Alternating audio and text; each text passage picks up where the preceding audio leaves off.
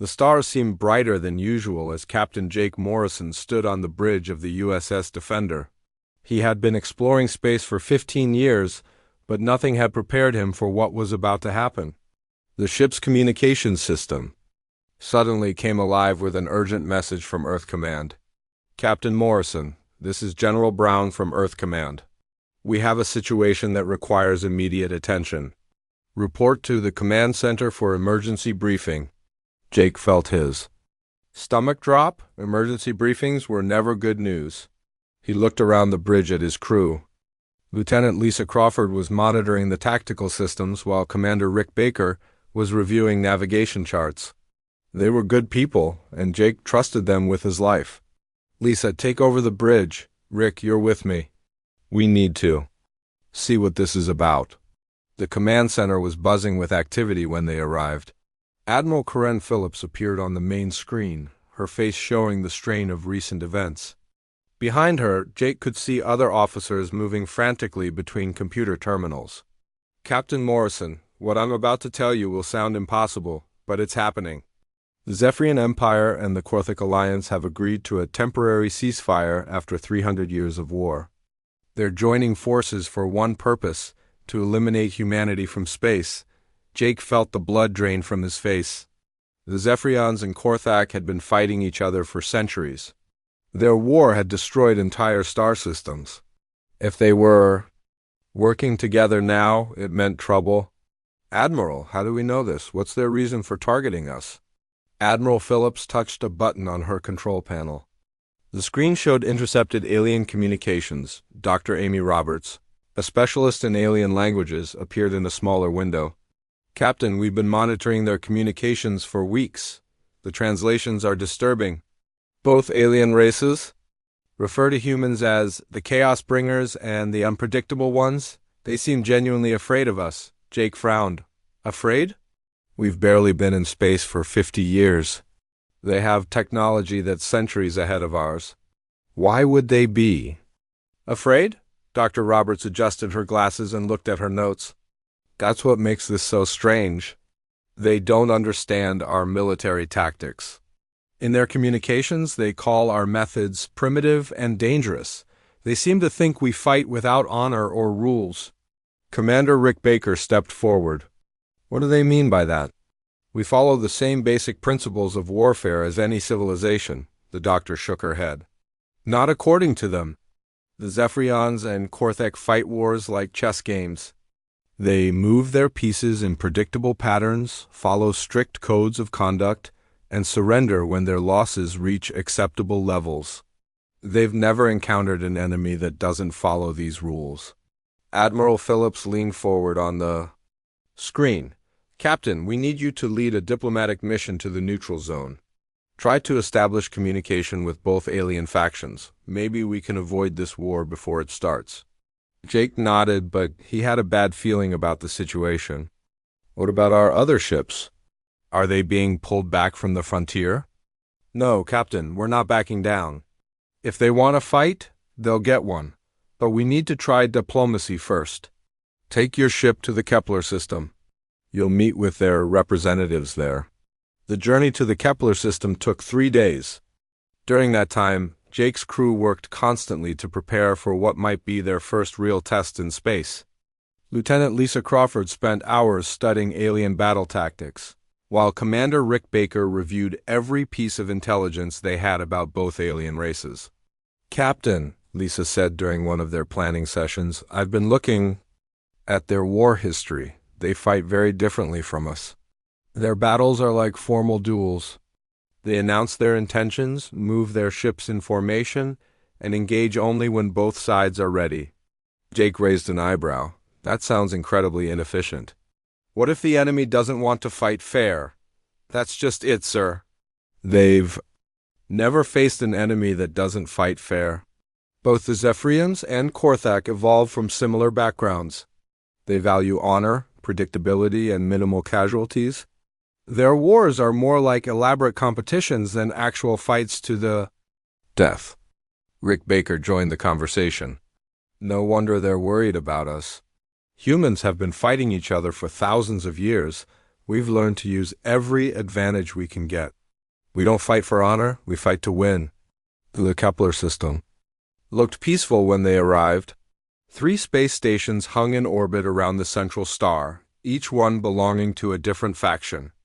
The human station was small and simple compared to the massive alien structures that gleamed. Like jewels in the starlight, Jake's communications officer, Sergeant Nina Bell, received the first transmission from the aliens.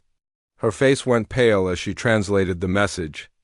"Captain, they're demanding that we withdraw from all contested space immediately. They say humanity is a threat to galactic stability and must be contained." Jake felt anger rising in his chest. Contained? We've been nothing but peaceful in our expansion. We've never attacked anyone. So, there's more. They say if we don't withdraw within 48 hours, they'll consider it an act of war. Both fleets are already moving toward our border. The next day was filled with tense negotiations. The alien representatives met with Rick Baker on the neutral station. The Zephyrian delegate was tall and thin, with blue-green skin and 4 arms. The Korthik representative was shorter but much broader, with thick gray skin and glowing red eyes. Rick tried his best to find common ground, but the aliens seemed determined to see humans as a threat. They spoke of chaotic battle patterns and unpredictable assault methods that made no sense to Rick. "We don't understand," Rick said. "During one particularly difficult session, we've never attacked either of your species. Why do you see us as dangerous?" The Zephyrian delegate, who called himself Ambassador Vel, spoke in a voice like musical chimes. "Your species does not fight with honor. We have observed your training exercises. Your ships move without pattern. Your soldiers attack from unexpected angles. This is not civilized warfare." The Korthik representative, War Chief Braun, agreed with a deep, rumbling voice. "Your people fight like animals. No formation, no rules, no mercy. You would destroy the order we have maintained for centuries."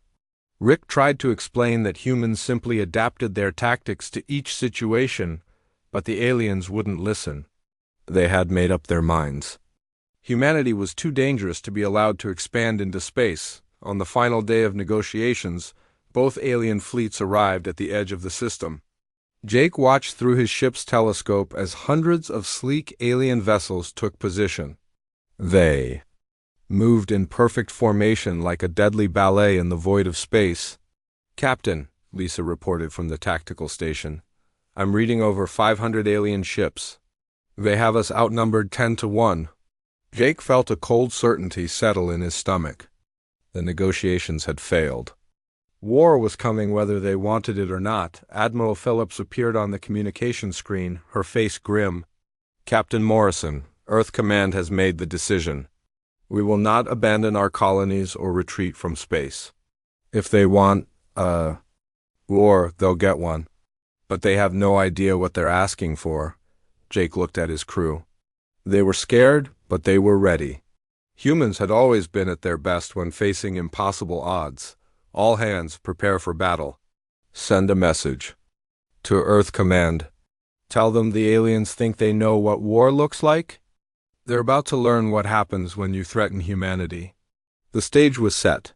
2 ancient alien civilizations, with their advanced technology and centuries of experience, were about to face the newcomers from Earth. They expected a quick victory against a primitive species that had barely learned to leave its home planet. They had no idea what they were about to encounter. The alien fleet moved like a river of light through space. Admiral Karen Phillips watched from the bridge of the USS Vigilant as hundreds of enemy ships approached in perfect formation. Each vessel held its position exactly, creating geometric patterns that would have been beautiful if they weren't so deadly. "Admiral, we're receiving a transmission from the alien fleet," reported Communications Officer Tony Walsh. His voice was steady, but Karen could see the tension in his shoulders. "Put it through, Tony." The main screen flickered to life. 2 alien faces appeared side by side. On the left was Ambassador Vel, the Zephyrian delegate with his blue-green skin and 4 arms. On the right was War Chief Braun, the massive Korthik, with glowing red eyes. "Human Admiral," Vel's voice chimed like bells, "you have one final chance to surrender. Order your ships to power down their weapons and prepare to be escorted out of this sector. War Chief Braun's deep voice rumbled through the speakers. If you refuse, we will destroy every human vessel in this system. Your primitive ships cannot stand against our combined might. Karen stood up slowly. She had fought in 3 different conflicts on Earth, but this was her first space battle. Still, she knew one thing for certain: humans didn't give up without a fight. Alien commanders, this is Admiral Karen Phillips of the Earth Defense Force. These are human colonies you're threatening. We will not abandon our people. If you want a war, you'll get one. The alien faces showed surprise. They had expected immediate surrender or at least negotiations. Instead, they got defiance. So be it, Vel said sadly. Prepare your souls for the void. The transmission cut off. Karen turned to her crew. All ships, battle stations. This is what we train for, people. Show them what human determination looks like. Lieutenant Colonel Pete Johnson was already in his fighter cockpit when the order came. He led Squadron 7, 12 small fighters that looked like toys compared to the massive alien warships. His wingman, Captain Beth Adams, flew beside him as they launched from the Vigilant. Squadron 7, this is Pete. Remember your training. We're not trying to win a beauty contest here. We're trying to survive and protect our people. The alien fleet began its attack in the most predictable way possible. The ships formed 3 long lines, each one perfectly spaced from the others. They moved forward at a steady pace, their weapons charging in synchronized patterns. This is too easy, Beth said over the radio. They're not even trying to hide their movements. Pete grinned inside his helmet. That's because they expect us to line up and fight them the same way. Time to show them why that's a bad idea. All squadrons, scatter pattern 7. Let's give them something to think about. The human fighters suddenly spread out in seemingly random directions. Some dove toward the nearest planet, others climbed high above the battle plane. A few even headed straight for the alien fleet, weaving between the larger ships like angry insects on the Zephyrian command ship. Fleet Commander Zix watched the human movements with growing confusion. His tactical computer couldn't predict where the human ships would go next. They moved without pattern, without logic. This is impossible, he muttered to his aide.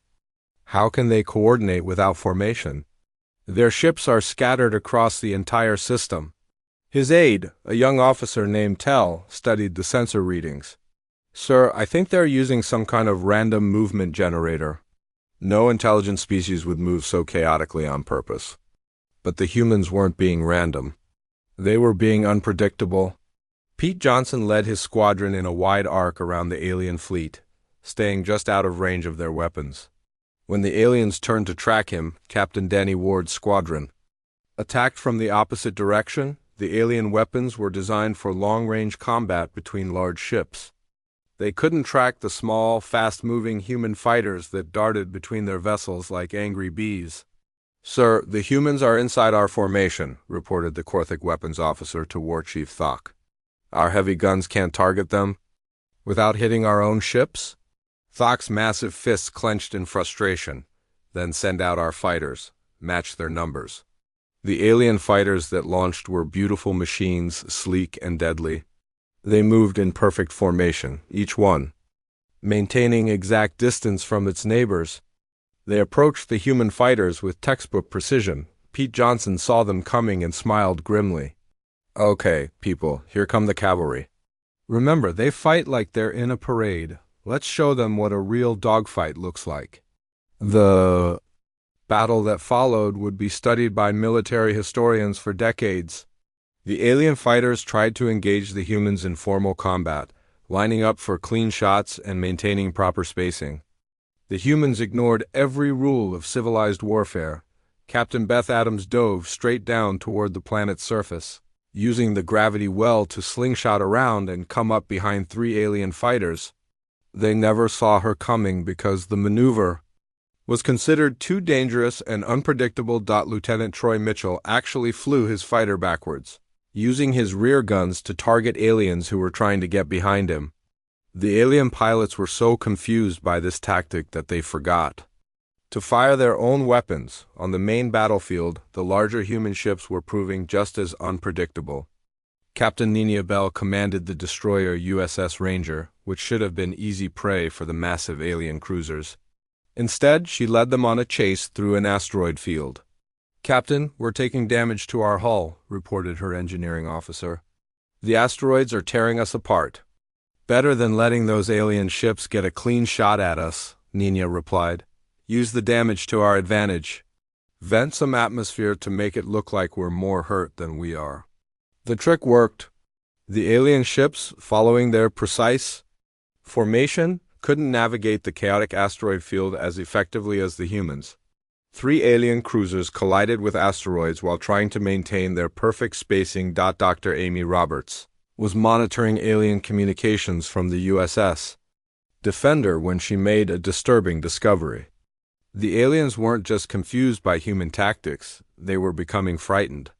"Captain Morrison, you need to hear this," she said, her voice shaking. "I'm picking up alien transmissions.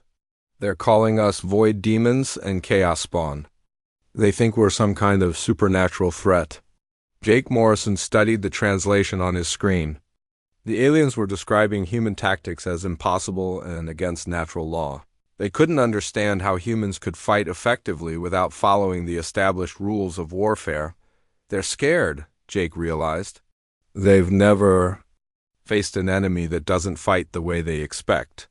The battle continued for 6 hours. The aliens had superior technology in greater numbers, but they couldn't adapt to human unpredictability. Every time they thought they had figured out human tactics, the humans would do something completely different. Commander Rick Baker, now serving as tactical coordinator, watched the battle from the command ship. "Admiral, we're actually winning. They can't handle our flexibility." But Admiral Phillips knew better. "This is just the first round, Rick. They'll learn from this and adapt. We need to be ready for whatever they throw at us next." The turning point came when Squadron 7, led by Pete Johnson, managed to damage the command ship of the Zephyrian fleet. The aliens had never considered that small fighters could pose a threat to their massive vessels. "Admiral," reported communications. "Officer Walsh, the alien fleet is pulling back. They're requesting a ceasefire." Corinne Phillips felt a mix of relief and concern. "Grant the ceasefire, but keep our weapons ready. This isn't over." The alien fleet retreated to a safe distance, but they didn't leave the system. Both Fleet Commander Zix and War Chief Thok were having emergency conferences with their superiors. For the first time in 3 centuries of warfare, they had faced an enemy they couldn't predict or understand on the Korthak flagship. War Chief Thok reviewed the battle recordings with his staff. "These humans fight like madmen. They use their own damage as camouflage, they fly backwards. They attack from impossible angles." Fleet Commander Zix was having similar discussions on his ship. "They have no formation, no discipline, no honor. Yet they fight with devastating effectiveness. How is this possible?" Both alien commanders reached the same conclusion. Humanity was unlike any enemy they had ever faced. These weren't just another species with advanced technology. These were beings who had learned to thrive in chaos and uncertainty. The first battle was over, but both sides knew it was just the beginning. The aliens had learned that humans were far more dangerous than they had imagined. The humans had learned that they could hold their own against supposedly superior technology. As the fleets faced each other across the void of space, one thing was clear: the galaxy would never be the same again. Colonel Danny Ward arrived at the battle zone with reinforcements, but not the kind anyone expected. While the aliens prepared for bigger ships and more powerful weapons, Danny brought something entirely different: 3 companies of human special forces. "Admiral Phillips, this is Colonel Ward. My teams are ready for deployment. We've studied the alien ship designs and found some interesting weaknesses." Admiral Corinne Phillips looked at the tactical display showing the alien fleet still holding position at the edge of the system. "What kind of weaknesses, Colonel?" Danny smiled grimly. "They build their ships like fortresses, ma'am. Big, strong, heavily armored. But they never considered that someone might try to get inside. The plan was insane by any reasonable standard. While the alien fleets expected traditional space combat, Danny's teams would infiltrate alien ships and disable them from within. It was the kind of strategy that violated every principle of civilized warfare. Sergeant Nina Bell led Team Alpha, 12 specialists trained in what the military called unconventional warfare. They approached the massive Zephyrian command ship in a small transport that looked like space debris. "Remember, people," Nina whispered into her radio, "these aliens think war is supposed to be neat and clean. They have no idea what's coming." The transport docked with the alien ship's waste disposal port. The aliens had never considered that someone might enter through their garbage chute. Nina's team cut through the hull using plasma torches, entering the ship through areas that weren't even guarded. Inside the Zephyrian vessel, the corridors were wide and brightly lit. Everything was clean and organized, like a hospital. The alien crew moved in orderly patterns, following precise schedules. They had no security protocols for intruders because the concept of boarding enemy ships was considered barbaric. "This is too easy," whispered Corporal Steve Martinez as they crawled through a ventilation shaft. "They don't even have cameras in these ducts," Nina nodded. The aliens had designed their ships for efficiency, not security. They had never imagined that enemies might crawl through their ventilation systems like rats. Meanwhile, Captain Troy Mitchell was demonstrating another aspect of human warfare that terrified the aliens. His ship, the USS Courageous, had taken heavy damage in the previous battle. By alien standards, it should have retreated for repairs. Instead, Troy used the damage to his advantage. "Engineering, I need you to make us look even more damaged than we are," Troy ordered. "Vent some atmosphere, shut down non-essential systems, make it look like we're about to explode." The alien ships saw the heavily damaged human vessel and assumed it was harmless. They ignored it while focusing on the other human ships. This was exactly what Troy wanted. The Courageous drifted closer to the alien fleet, looking like a piece of space junk. The alien sensors showed it was barely functional. They had no idea that Troy's crew was preparing for a suicide run.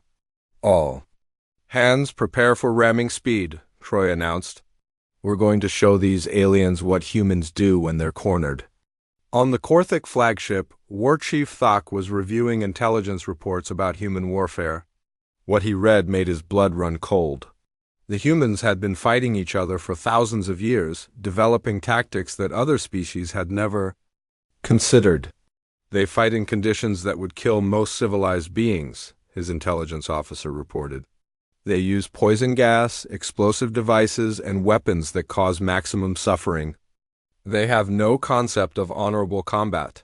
Thok studied images of human conflicts throughout history. He saw soldiers fighting in frozen wastelands, burning deserts, and flooded cities.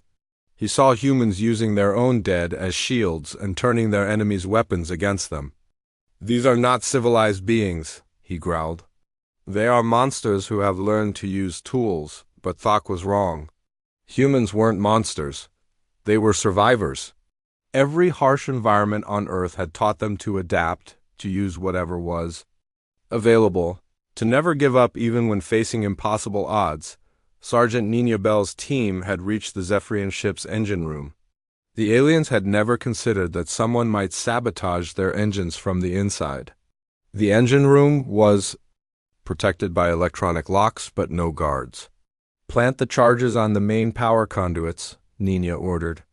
"We're not trying to destroy the ship, we're trying to disable it." The explosives were small but precisely placed. When they detonated, they would shut down the ship's weapons and propulsion without killing the crew. This was another human concept that confused the aliens, the idea of disabling rather than destroying. Captain Troy Mitchell's damaged ship was now close enough to the alien formation to spring his trap. The aliens still thought it was harmless debris drifting through space. "Now!" Troy shouted. The Courageous suddenly roared to life. Its engines, which had been hidden behind false damage, blazed with full power. The ship accelerated directly toward the largest Korthik vessel. The aliens were caught completely off guard. They had never seen a ship use fake damage as camouflage. Their weapons couldn't target the human vessel because it was too Close and moving too fast. The Courageous slammed into the Korthik ship's shield generators. The impact destroyed Troy's ship, but it also disabled the alien vessel's defenses. Other human ships immediately focused their fire on the now vulnerable target. Dr. Amy Roberts was monitoring alien communications when she heard something that made her blood freeze. The aliens were no longer talking about humans as just another enemy species. They were describing them as something far worse.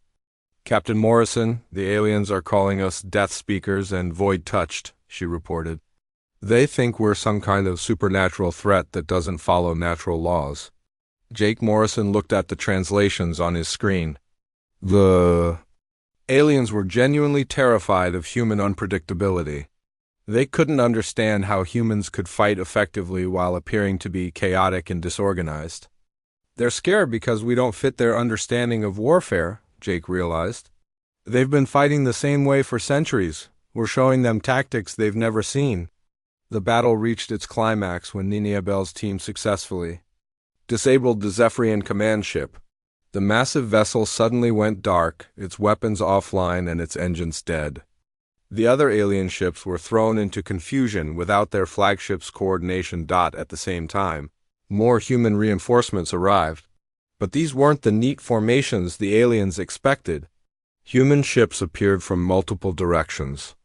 Having traveled through asteroid fields and around planets to avoid detection, Lieutenant Colonel Pete Johnson led a squadron of fighters that had been hiding behind the system's largest moon. "All units, this is Pete. Time to show these aliens what happens when you threaten human colonies." The human fighters attacked from angles the aliens had never considered. Some came from above the battle plane, others from below. A few even used the gravity of nearby planets to slingshot themselves at incredible speeds. Fleet Commander Zix watched his perfect formations crumble under the human assault. His ships were designed to fight in orderly lines, not to defend against enemies that attacked from every direction at once. "This is impossible," he shouted at his tactical officer. "How can they coordinate without central command? Their ships are scattered across the entire system." But the humans weren't scattered, they were flexible.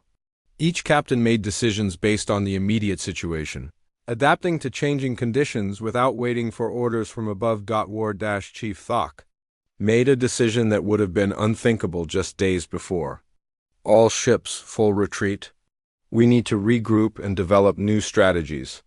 The alien fleet began to withdraw, but they didn't leave the system. Both commanders knew they had been beaten, but they also knew they couldn't let humanity expand unchecked. As the aliens retreated, Admiral Phillips addressed her fleet. "This is just the beginning, people. They'll be back with new tactics and reinforcements. We need to be ready." But the aliens had learned something important about humanity. These weren't just another species with advanced technology, they were beings who had learned to thrive in chaos, to turn weakness into strength, and to never surrender even when facing impossible odds. The reputation of human warriors was beginning to spread throughout the galaxy. Other alien species watched the conflict with growing concern, realizing that the newcomers from Earth possessed capabilities that could change the balance of power in known space. The war was far from over, but humanity had proven something important. They belonged among the stars, and they would fight to protect their place there. The war had been raging for 2 months when Major Chris Taylor received orders that would change everything. His ground forces were being deployed to the planet Kepler Prime, where both alien factions had established bases. It would be the first time humans fought aliens on solid ground. "Listen up, Marines," Chris announced to his assembled troops. "We're going into unknown territory against enemies who think they understand warfare. Our job is to show them they're wrong." The planet was a harsh world of ice and rock, with temperatures that dropped below freezing even during the day. The aliens had built their bases in the warmest valleys, using environmental suits and heated shelters to survive. Chris smiled when he saw the intelligence reports. The aliens needed perfect conditions to fight effectively. Humans had learned to fight in any environment Earth could throw at them. Captain Beth Adams led the first assault team down to the planet's surface. The landing was rough with fierce winds and blinding snow making navigation nearly impossible. The alien sensors couldn't track the human ships through the storm. Perfect weather for a fight, Beth muttered as her team prepared to move out. The humans wore simple, cold-weather gear that would have been useless for most alien species. But humans had evolved in the ice ages of Earth, learning to survive in conditions that would kill more delicate beings. The Zephyrian base was built like a crystal palace, all smooth walls and elegant curves. It was beautiful to look at, but it had one major weakness. It was designed for a species that valued aesthetics over defense. "Remember, these aliens have never fought ground combat," Chris radioed to his teams. "They've been doing space battles for centuries, but they have no experience with infantry tactics." The human attack began at dawn, but not in any way the aliens expected. Instead of marching in formation toward the main gate, the humans came from everywhere at once. Some climbed the walls using simple ropes and hooks. Others crawled through drainage pipes. A few even came up through the foundation, digging tunnels in the frozen ground inside the Zephyrian base. Commander Vex was trying to coordinate a defense against enemies he couldn't understand. His security cameras showed humans moving through areas that should have been impossible to reach. "How did they get inside the waste processing center?" he demanded. "That area is sealed from the outside." His aide, a young officer named Kell, studied the readings with confusion. "Sir, I think they came through the sewage pipes." "But that's impossible. No civilized being would crawl through waste to attack an enemy, but humans would." They had learned long ago that the enemy's waste disposal was often their weakest point. While aliens found such tactics disgusting, humans saw them as practical solutions to difficult problems. The battle for the Zephyrian base lasted 6 hours. The aliens fought bravely, but they were completely unprepared for human tactics. They expected frontal assaults and formal challenges. Instead, they got surprise attacks from unexpected directions. Captain Beth Adams led her team through the base's ventilation system, emerging in the command center while the aliens were focused on defending the main entrances. The aliens surrendered when they realized their most secure area had been compromised. On the other side of the planet, the Korthek base was proving to be a different challenge. The Korthek were warrior-born, unlike their more civilized Zephyrian allies. They understood combat in a way their partners didn't. War Chief Braun watched the human assault with professional interest. Unlike Commander Vex, he recognized what he was seeing. These humans fought like the ancient warriors of Korthek legend before his people had become civilized. "They fight as our ancestors once did," he told his aide. "Without rules, without mercy, using every advantage they can find." The Korthek base was built like a fortress, with thick walls and overlapping fields of fire. But even they weren't prepared for human innovation. Lieutenant Sam Parker led a team that did something no Korthek warrior had ever considered. They used the enemy's own weapons against them. The humans had captured several alien energy rifles during previous battles. Instead of simply using them as weapons, Sam's team modified them into improvised explosives. They planted the devices throughout the base's power grid, turning the aliens' own technology into sabotage tools. "This is madness," War Chief Braun said as explosions rocked his base. "They're using our weapons to destroy our own defenses." But it wasn't madness, it was adaptation. Humans had learned to make weapons from anything available, to turn their enemies' strengths into weaknesses. It was a skill born from thousands of years of fighting with inferior equipment against superior foes. The most shocking moment came when Private Kevin Ross was wounded during the assault on the Korthek base. By alien standards, his injuries should have taken him out of the fight. Instead, he continued fighting with a broken arm and severe burns. The Korthek warriors watched in amazement, as the injured human not only kept fighting but seemed to become more dangerous. They had never seen a being fight more fiercely when wounded rather than less. "This cannot be," War Chief Braun whispered. "No rational being fights harder when injured. They should retreat and seek medical attention." But humans weren't entirely rational when it came to protecting their people. Kevin fought harder because his team was depending on him. The concept of fighting through pain for others was something the aliens couldn't understand. Dr. Helen Garcia was studying captured alien technology when she made a discovery that explained everything. The aliens' weapons and tactics were designed for fighting other civilized species who followed predictable patterns.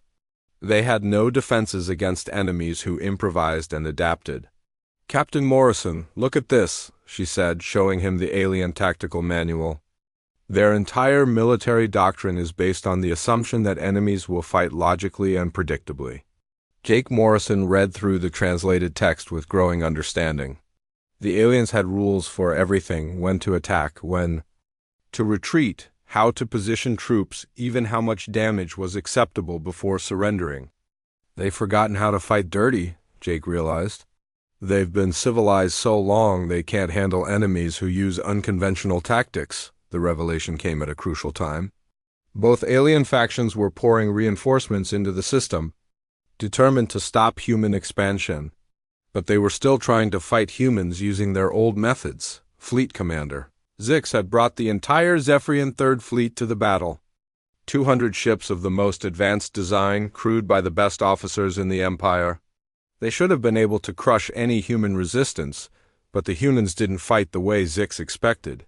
Instead of meeting his fleet in open battle, they scattered throughout the system like seeds on the wind. Some hid in asteroid fields, others used planets as cover.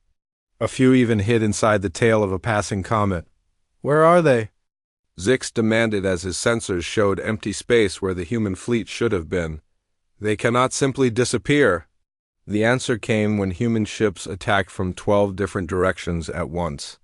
They had been there all along, but hiding in places no civilized commander would think to look. War Chief Thok was having similar problems with his own fleet. The humans seemed to anticipate his every move, always staying one step ahead of his strategies. It was maddening for a warrior who had never lost a battle. "They fight like they can read our minds," he told his staff. "Every time we make a plan, they counter it before we can implement it." But the humans weren't reading minds. They were thinking differently. While the aliens made elaborate plans and followed them precisely, humans adapted their strategy based on what the enemy was actually doing. The turning point came when both alien commanders realized they weren't just fighting another species. They were fighting beings who had evolved warfare into a survival skill. Every human tactic was born from the desperate need to overcome superior enemies. As the fourth major battle raged across 3 planets and 2 asteroid fields, it became clear that something fundamental had changed in the galaxy. The old rules of warfare no longer applied when one side refused to follow them. The aliens began to understand that they weren't facing another civilized species. They were facing the descendants of survivors who had learned that the only rule in war was to win at any cost. The reputation of human warriors spread beyond the battle zone. Other alien species monitored the conflict with growing alarm, realizing that these newcomers possessed capabilities that threatened the established order of galactic civilization. The war was far from over, but the balance of power had shifted. Humanity had proven they could not only survive but thrive against opponents with superior technology and numbers. Now, the galaxy would have to learn to live with that reality. The final battle began when both alien fleets converged on the human colony world of New Haven. Admiral Grace Murphy watched from the bridge of the USS Liberty as over 800 enemy ships took position around the planet. It was the largest space battle in galactic history. "Admiral, we're receiving transmissions from the colony," reported Lieutenant Tony Walsh. "They're refusing to evacuate. The colonists say they'd rather fight than abandon their homes." Grace felt a mixture of pride and fear. The colonists were civilians, farmers, miners, and their families. But they were also human, and humans didn't run from a fight when their backs were against the wall. "Tell them we're going to hold this system," Grace announced. "No one abandons their home today." Captain Luke Davis commanded the destroyer USS Defiant, one of 50 human ships facing impossible odds. His vessel was damaged from previous battles, held together with emergency repairs and sheer determination. By any reasonable standard, should have been retired from major overhaul. "Captain, our main engines are running at 60%, reported his chief engineer. "Our shields are patched with spare parts and we're down to half ammunition," Luke smiled grimly. "Sounds like a typical day in the human navy. We fought with worse and won." The alien attack began exactly as expected. Both fleets formed perfect lines, their ships moving in coordinated patterns that had been refined over centuries of warfare. They advanced steadily, their weapons charging in synchronized waves. Fleet Commander Zix felt confident as he watched his fleets approach. "This time we will not be surprised by their chaos tactics. We have studied their methods and prepared countermeasures." War Chief Thok agreed from his own flagship. "The humans cannot hide behind asteroids or use tricks when they must defend a fixed position. Today we will end this threat once and for all." But the aliens had misunderstood something fundamental about human nature. They thought humans fought with chaos and tricks because they lacked proper military training. They didn't realize that. Humans fought that way because it worked. The human defense began in the most unexpected way possible. Instead of forming battle lines to meet the alien advance, the human ships scattered throughout the system. Some took position near the colony planet, others spread out among the moons and asteroids. "What are they doing?" Zix demanded as he watched human ships take seemingly random positions. "They're dividing their forces. This makes no tactical sense." But it did make sense, human sense. Admiral Grace Murphy wasn't trying to fight a traditional space battle. She was setting a trap that used the entire solar system as her weapon. The first surprise came when Captain Luke Davis led his damaged destroyer directly toward the largest Zephyrian ship. The aliens expected him to try some desperate ramming attack, so they focused their fire on his vessel. "All power to forward shields," Luke ordered as energy blasts hammered his ship. "We just need to get close enough." The aliens thought they were watching a suicide run. Instead, they were watching something far more dangerous. A human who was willing to sacrifice himself to protect others. Luke's ship broke through the alien defensive fire and launched its entire complement of fighters directly into the enemy formation. The small craft scattered like angry wasps, each one carrying enough firepower to cripple an alien cruiser. Colonel Jane Martinez was commanding the defense of New Haven Colony when she received word that alien ground troops were landing.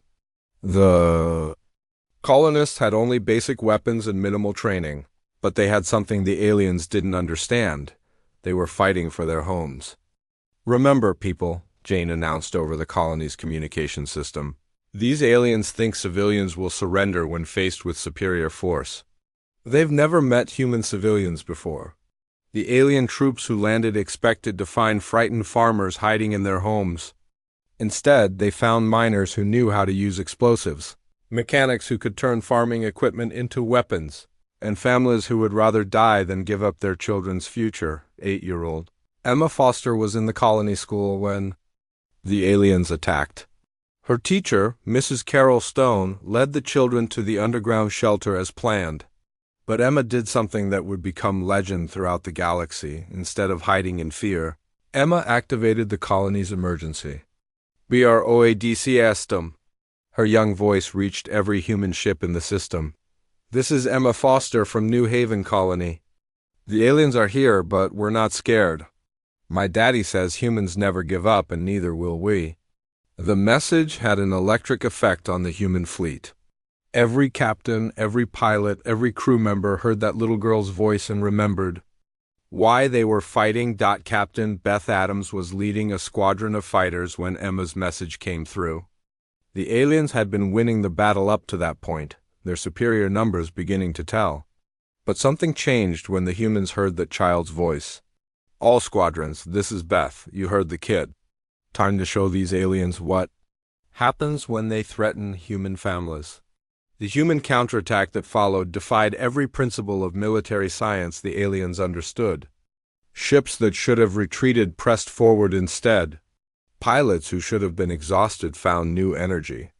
Crews that should have been demoralized fought with renewed fury. War Chief Thok watched in amazement as human ships continued fighting, even when heavily damaged.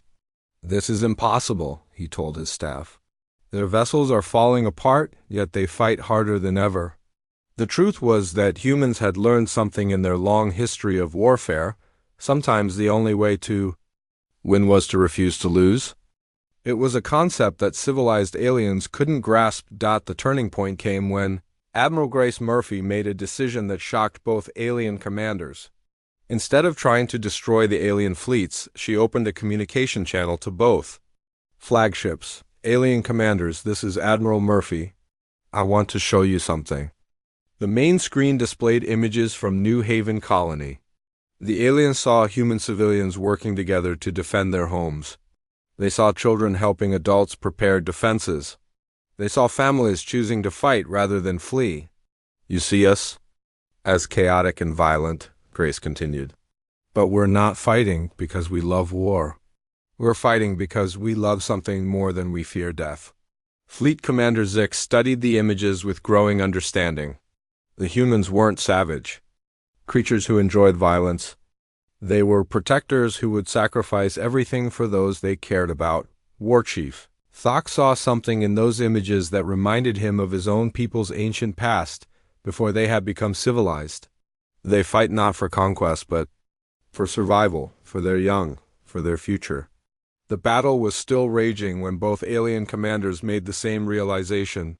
Continuing this war would require them to destroy every human colony, kill every human civilian, exterminate an entire species. And even then, the humans would probably find a way to keep fighting. Admiral Murphy, Fleet Commander Zix transmitted, we request a ceasefire to discuss terms. War Chief Thok added his voice. The Korthic Alliance agrees. This war serves no purpose. The ceasefire negotiations took place on the neutral station where the conflict had begun. But this time, the mood was very different. The aliens no longer saw humans as primitive savages to be eliminated. Captain Janet Brooks led the human diplomatic team. She had been chosen not for her experience with aliens, but for her understanding of what made humans unique. You're afraid of us, Janet said bluntly to the assembled alien delegates. Not because we're stronger or smarter, but because we're unpredictable. Ambassador Vell nodded slowly. Your species does not follow the accepted patterns of civilized warfare. You adapt, you improvise, you never surrender even when logic demands it.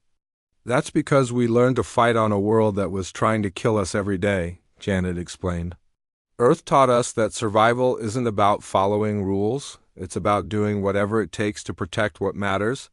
The final agreement was unlike any treaty in galactic history. Instead of defining borders or trade agreements, it established humanity as the galaxy's peacekeepers. The aliens realized that their ancient war had been pointless, a conflict maintained by tradition rather than necessity. We have fought each other for 300 years, War Chief Thok admitted.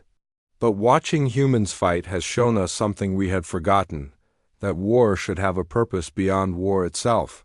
Fleet Commander Zix agreed. The humans fight to protect something precious. We have been fighting to continue fighting. There is no honor in that. The new galactic order began with the signing of the Triple Alliance. The Zephyrians, Korthic, and humans would work together to maintain peace throughout known space.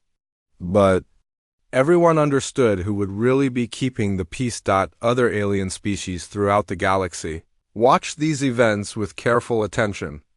The newcomers from Earth had proven they possessed something that could change the balance of power anywhere they chose to apply it. The willingness to fight harder than anyone thought possible. Admiral Grace Murphy stood on the observation deck of her flagship, watching the alien fleets depart in peace. Her aide, Commander Paul Kelly, joined her at the window. Do you think it will last, Admiral, this peace? Grace smiled as she watched the stars. Paul, every species in this galaxy now knows what happens when you threaten human families.